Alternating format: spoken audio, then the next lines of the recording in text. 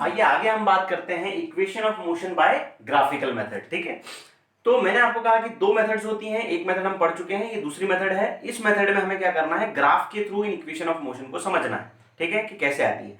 तो first equation of motion v is equal to u plus AT की बात करेंगे। मैंने आपको बताया था it is the relation of velocity and time, है ना। वेलोसिटी टाइम ग्राफ के रिलेशन से हम इसको डिफाइन करेंगे। ठीक है, तो हमने बना लिया है वेलोसिटी टाइम ग्राफ। देखिए y एक्सिस पे हमने क्या ले लिया, वेलोसिटी, और x एक्सिस पे हमने टाइम ले लिया।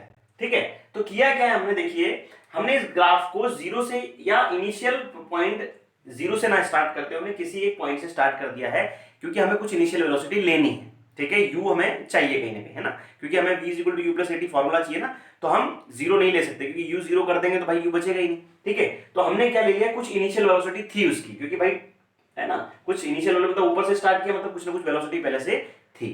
ठीक है, तो हमने यहां से स्टार्ट किया ग्राफ को, और कुछ इस तरह से स्लोप हमने बना दिया, मतलब उसकी कुछ ना कुछ वेलोसिटी हुई, कुछ देर बाद टी टाइम बाद उसकी वेलोसिटी बड़ी होगी कहीं ना कहीं, है ना। वेलोसिटी बढ़ रही है मतलब एक्सेलरेशन हो रहा है। ठीक है, अब हम बात कर रहे हैं यहां पर किसकी, इस ग्राफ से रिलेटेड बात करेंगे। अब इस ग्राफ में देखिए हमें OA की बात करें हम लोग, OA जो है या इज इक्वल टू ED जो है, दोनों बराबर होंगे ना, पैरेलल लाइन हमने खींची है, तो OA और ED इज इक्वल टू हम क्या ले लेते हैं, इनिशियल वेलोसिटी ले लेते हैं, u है, तो ये क्या हो जाएगी, u हो जाएगी, है ना।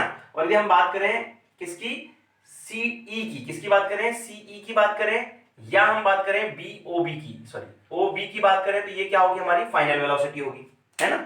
ये जो पूरी लाइन है ये इनिशियल वेलोसिटी, और ये पूरी लाइन क्या है, फाइनल वेलोसिटी हमारी। ठीक है, और OE क्या डिफाइन कर रहा है, OE या AD ले लें हम लोग, OE या हम ले लें AD इज इक्वल टू क्या डिफाइन करेगा, ये टाइम को डिफाइन करेगा। किसको डिफाइन करेगा, टाइम को। ठीक है, और कुछ बचा गया यहां पर, और कुछ नहीं बचा। ठीक है, तो ये तीन चीजें हमें देखनी है यहां पर। ठीक है, आइए इसको कर लेते हैं सॉल्व। ठीक है, सबसे पहले हम बात करते हैं यहां पर फाइनल वेलोसिटी की। ठीक है, फाइनल सॉरी हम बात करते हैं फ्रॉम ग्राफ। ठीक है, यदि हम बात करें EC की, EC इज इक्वल टू कितना होगा, EC जो है वो क्या होगा, EC जो दिख रहा है आपको ग्राफ के अंदर वो होगा DC प्लस ED होगा। EC plus is equal to क्या होगा, DC प्लस ED होगा। अच्छा, DC क्या है भाई, DC जो है OA है, और OA क्या है भाई, मैंने लिख दिया था वहां पर U है, तो मैंने यहाँ U लिख दिया। ठीक है, और ED क्या है, सॉरी DC हमें पता नहीं है, DC हमें पता नहीं है, DC प्लस ED क्या है, ED हमें पता है U है, और EC क्या है भाई, फाइनल वेलोसिटी है, तो DC इज इक्वल टू कितना हो जाएगा, V माइनस U हो जाएगा।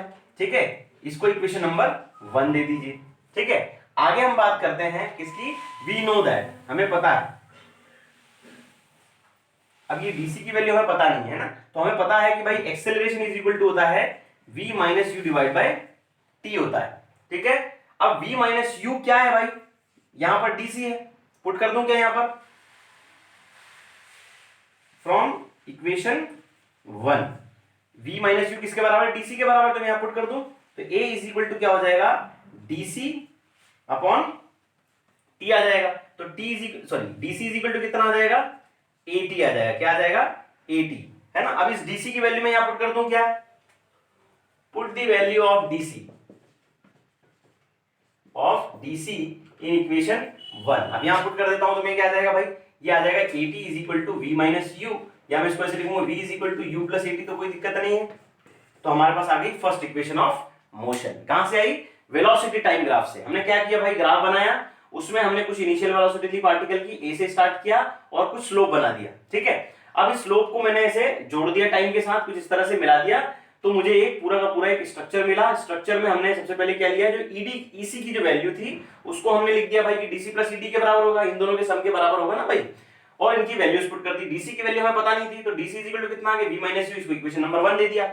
फिर हमें पता है कि acceleration is equal to V minus u divide by T होता है, तो V minus u divide T को हमने T को इधर शिफ्ट कर दिया, तो V माइनस यू, या हम इन दोनों को इक्वेट कर दें, है ना, हम यहाँ पर इक्वेट भी कर सकते हैं इसको, ऐसे कैसे कर सकते हैं, V minus u is equal to AT आ गया, है ना, तो ये V माइनस यू किसके बराबर, AT के बराबर है, और ये DC के बराबर, तो DC इज इक्वल टू कितना आ गया, AT आ गया।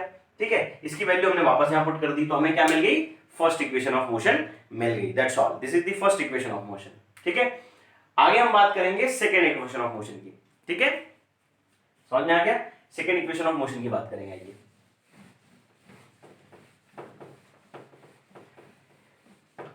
सेकेंड इक्वेशन ऑफ मोशन क्या है भाई, s is equal to UT plus half AT square, s is equal to UT plus half AT square है, ठीक है, हमें ये निकालना है।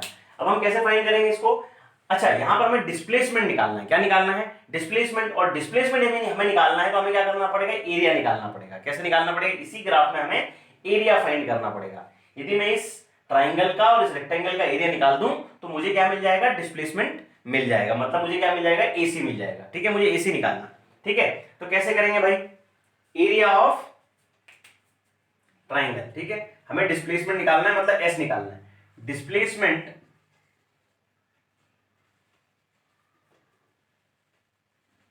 AC इज इक्वल टू होगा एरिया ऑफ ट्राइंगल, कौन सा, ACD plus area of rectangle,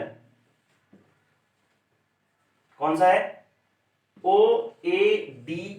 समझ में आ गया। यदि इन दोनों को हम निकाल दे तो हमें क्या मिल जाएगा, इसका डिस्प्लेसमेंट मतलब AC मिल जाएगा। तो AC कितना है भाई, पता नहीं भाई, AC हम डिस्प्लेसमेंट को S ले लेते हैं, क्या ले लेते हैं, S ले लेते हैं, ठीक है। तो एरिया ऑफ ट्राइंगल ABCD कितना है भाई, half into base into height होगा प्लस एरिया ऑफ रेक्टेंगल क्या होता है, परपेंडिकुलर इंटू बेस होता है, ओ सॉरी, हाँ perpendicular, sorry length into width होता है ना। तो हाफ इंटू बेस, अच्छा इस ट्राइंगल बेस कौन है भाई, T है, ये T है ना, और परपेंडिकुलर कौन है भाई, हाइट कौन है, मतलब ये जो हाइट है वो क्या है, DC है, क्या है, इंटू DC है, ठीक है, प्लस लेंथ कितनी है इसकी, T है, विड्थ कितनी है भाई, U है। समझ में आ रहा है, ये T है इंटू U है, मैंने से वैल्यू पुट की है, ठीक है। अब देखिए यहाँ पर ये DC जो है वो क्या है, यदि हम DC की बात करें तो याद करिए हमने DC निकाला था, क्या निकाला था, DC निकाला था, वो किसके बराबर आया था, एक्सेलरेशन के बराबर आया था, है ना। कैसे किया था, v minus u is equal to कितना था, DC था, और a is equal to V minus u divide by T था, तो हमने इसको शिफ्ट करके क्या कर दिया था, v माइनस यू की वैल्यू निकाली थी, इज इक्वल टू 80 आ गया था, है ना। तो 80 से हमने क्या वैल्यू जब यहाँ पुट की थी तो a इज इक्वल टू कितना आ गया था, DC आ गया था, या फिर आप ये वैल्यू ले दो, DC is equal to v minus u, है ना, और v माइनस यू किसके बराबर है, 80 के बराबर है, ठीक है। ये क्या आ जाएगा, 80 आ जाएगा, DC इज इक्वल टू कितना आ जाएगा, 80 आ जाएगा। तो मैं यहाँ पुट कर दूंगा half into T into 80 plus UT आ गया यहाँ पर, ठीक है, और इधर कितना आ गया, S आ गया। अब इसको मैं मल्टीप्लाई कर देता हूं, तो S इज इक्वल टू आ जाएगा, UT को पहले लिख रहा हूं, प्लस हाफ A लिख दिया मैंने इंटू T, दो बार था तो क्या आ जाएगा, स्क्वायर आ जाएगा। This is the second equation. तो क्या किया हमने, इस दोनों जो छोटे छोटे हमारे पास ट्राइंगल और रेक्टेंगल थे, इन दोनों के एरिया को हमने निकाला और दोनों को ऐड कर दिया। ये किसके बराबर होगा, डिस्प्लेसमेंट के बराबर होगा। तो डिस्प्लेसमेंट का area half into base into height plus length into width. तो बेस कितना था भाई, टाइम के बराबर था। हाइट कितना था, DC था, DC की वैल्यू हमने निकाली, पिछली इक्वेशन में की थी, तो 80 लिख दिया। और perpendicular sorry length into width कितना, T इंटू U आ जाएगा। दोनों को हमने यहाँ पुट कर दिया और सॉल्व कर दिया, तो हमें क्या मिल गया, सेकंड इक्वेशन ऑफ मोशन मिल गई, ठीक है। This is the second equation of motion by the graphical method.